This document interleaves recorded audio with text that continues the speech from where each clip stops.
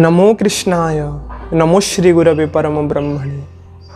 थरे ठाकुर निगमानंद निजर शिष्य मानक सहित बसी सत्संग करुथांती। एही समय जड़े शिष्य गुरुदेव को प्रश्न कले, कहले ठाकुर ब्राह्मण किए, ब्राह्मणर लक्षण कौन?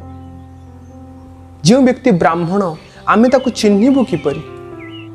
ठाकुर निगमानंद हसिले एवं कहले, एक छोट कहानी कहूची, ताकू शुण, मन दे शुण। ब्राह्मण किए, ब्राह्मणर लक्षण कौन एवं तुमे मध्य किपरि भावरे ब्राह्मण होई पारिबो ताहा मध्य जानि पारिबो। अति प्राचीन कालर कथा, अष्टावक्र मुनिंकर जीवनर ए सत्य घटना। अष्टावक्र मुनि 12 वर्ष बयसर होइथांती। से सेतबेले छोट थिले।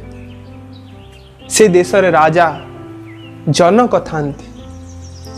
से दिने घोषणा कले जे राज दरबार रे एक विराट पंडित मानकर, विद्वान मानकर सभार आयोजन करा जाउछि। सेथिरे शास्त्रार्थ हेबो। जो व्यक्ति शास्त्रार्थ रे विजयी हेबो ताहाको पुरस्कार दिया जिवो, तांको पुरस्कृत करा जिवो। अष्टावक्र मुनिंकर पिता मध्य सेथिरे भाग नेले। से अनेक विद्वान पंडित मानंको शास्त्रार्थ रे हराई जययुक्त होई चली थांती, किंतु जणे विदेशरू आसीथिबा विद्वान को से पराजित करि पारु नथिले। ए संवाद अष्टावक्र मुनिंक पाखरे आसी पहुंचिला। छोट बालक पितांकर सहाय्य पाई सीधा सभा प्रति आगे चलिले। राज दरबार रे पहुंची सी अनुमति मागिले, तांको मध्य राज दरबार रे प्रवेश करिवार, सभा रे प्रवेश करिवार अनुमति दिया जाऊ। तांको अनुमति मिलिगला। से जितेबेले सभा रे प्रवेश कले, अनेक विद्वान मंडली, अनेक पंडित मंडली सेठी पूर्वरु ही बसिथिले। अष्टावक्र मुनि को देखि समस्ते हसिबा को लागिले। कहारी हस केही रोकी पारिले नाही। तार कारण थिला अष्टावक्र मुनिंक शरीर 8टी जगार बंका थिला। से दिव्यांग थिले। देखिबाकू एकदम साधारण बालक एवं शरीर एपरी बंका, किए बा न हसी रही परिबो। राजा जनक मध्य हसी उठिले। समस्तंकर हस सुनी अष्टावक्र मुनि मध्य हसी उठिले। राजा अचंबित हेले, कहले आमे माने तो हसुछु, तार कारण आमको जना अछि। हे बालक, तुमे काहेकि हसुछ? अष्टावक्र मुनि कहले, हे राजन, मु भाबिथिली एठी पंडित मानकर सभा चलीछि, एठी विद्वान मानकर, ब्राह्मण मानकर एठी सभा चलीछि, किंतु मु तो देखुछि एठी केवल मोची माने ही बसिछन्ति, जे माने केवल शरीर को जानନ୍ତି, शरीर रे चमड़ा को केवल जानि पारुछन्ति। मोरे शरीर को देखि, मोरे दिव्यांग शरीर को देखि से माने हसुछन्ति। मु तो भाबिथिले माने ब्राह्मण ए माने मो भीतर थिबा से आत्मा को देखिबे, मो भीतर थिबा से सरल निष्कपट शुद्ध चिन्मय सत्ता को जानी आनंदित हेबे, मते स्वागत करिवे। किंतु एमानकर अटहास्य, एमानकर अज्ञानता ही जणाई देउछि एमाने केही ब्राह्मण नहंती। एमाने केवल शास्त्र ज्ञानी। एमाने शास्त्रर सेही पंक्ति को केवल बारंबार बारंबार पुनरावृत्ति करुछन्ति। सेहिथिरे ही निजको जय पराजित मने करुछन्ति। वास्तव रे एमाने केही एठी ब्राह्मण ही नहंते। ए भली मोची मानक सभारे आपणको भली विद्वान राजा किपरि भावरे एठी बसी परिछि? राजा अचंबित हेले।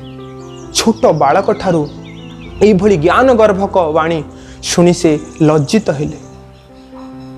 से पचारिले, तेबे ब्राह्मण किए?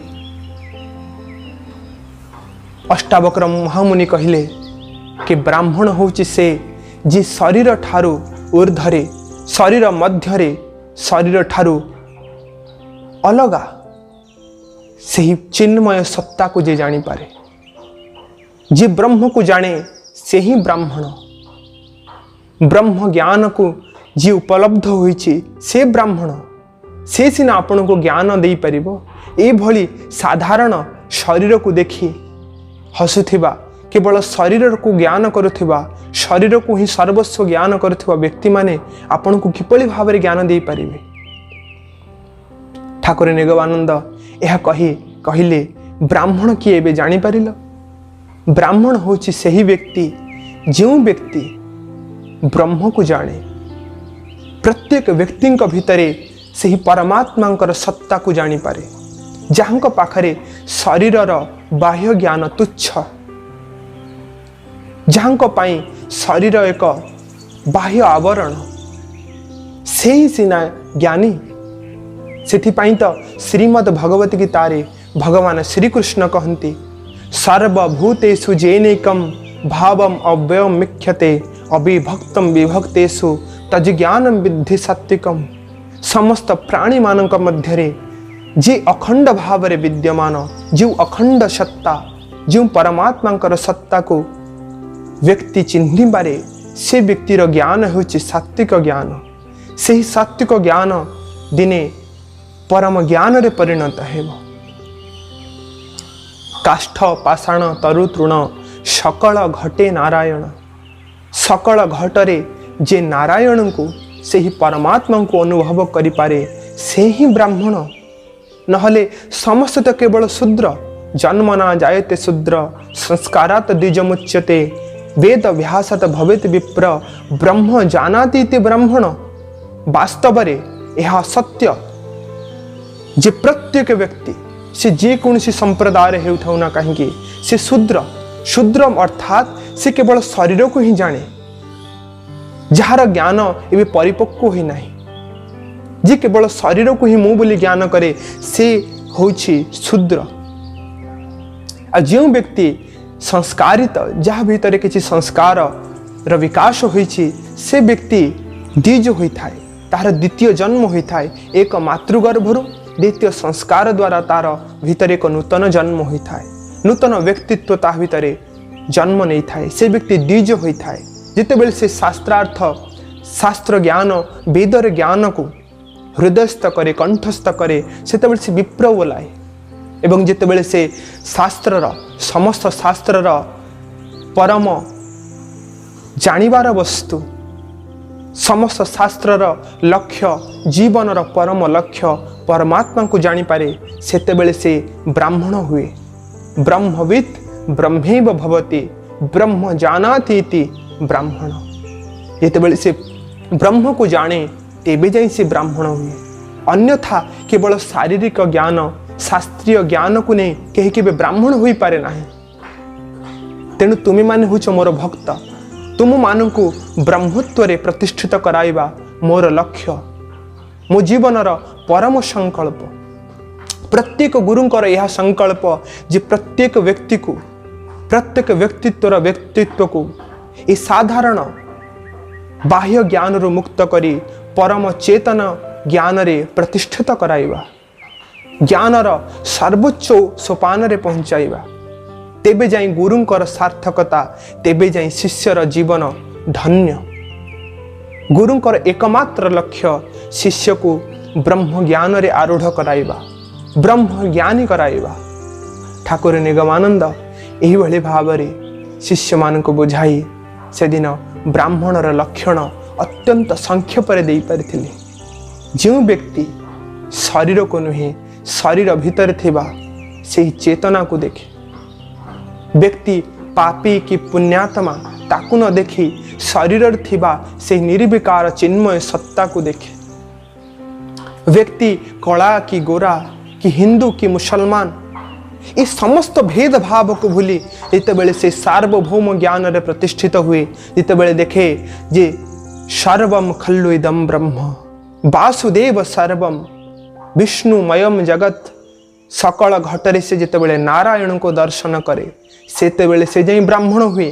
केवल कांधरे पैता पकाई देले समाजर स्वीकृति पाईगले कौन से ब्राह्मण कूल जन्म हेले कहीं केबे ब्राह्मण हुअंती नहीं। जेतेबेले से आत्मा को जाने, परमात्मा को जाने, इस समस्त जगत को वासुदेव सर्वम बोली जाने, इस समस्त जगत रे सी अखंड चिन्मय सत्ता को उपलब्धि करि पारे, ताहार काहारी प्रति भेदभाव रहे नहीं। ब्राह्मण, चंडाल, हाथी, पशु पक्षी आदि समस्त प्रति जेतेबेले से समान ज्ञान करे समत्वम योग उच्यते जेतेबेले से समता रूपी योगरे आरूढ़ हो जाए सेतेबेले से ब्राह्मण हुए सेतेबेले से भक्त हुए सेतेबेले से परमात्मांकर प्रिय पात्र हुए एवं संसार रु ए जीवन रु मुक्त होई परम अवस्था को लाभ होई थाए।